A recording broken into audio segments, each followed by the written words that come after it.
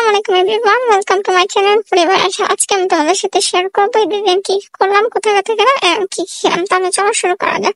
প্রথমে দেখতে পাচ্ছ আমি রেডি হয়ে গেলাম, তারপর বের হয়ে গেলাম এবং ভাবতেছিলাম কোথায় যাবো। তো ভাবতে ভাবতে ডিসাইড করলাম রমনা যাবো, যে কিছু ছবি তুলবো এবং ভিডিও করবো।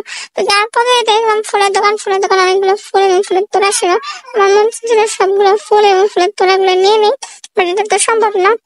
তো এই তো এসে পড়ছি রমনায়। তারপর অনেক ছবি টবি তুললাম এবং ঘোরাফেরা করলাম আশেপাশে।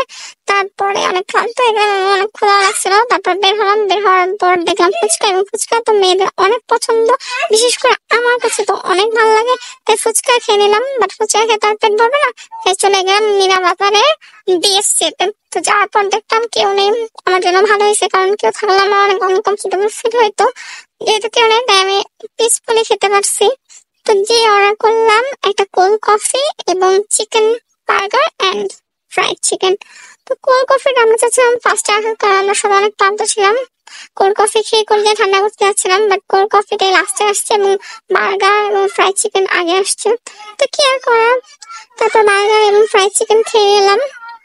বার্গার টেস্টের কথা যদি আসি, তাহলে বার্গারটা ভালোই ছিল, খারাপ না, কিন্তু আমার কাছে অত ভালো লাগে নাই।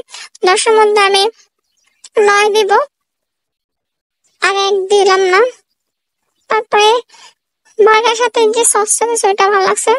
শেষ পর্যন্ত আসছে আমাদের কোল্ড কফি, তারপরে এটা ভালো ছিল। তো এই পর্যন্ত ছিল, সবাই ভালো থাকবে, আল্লাহ হাফিজ।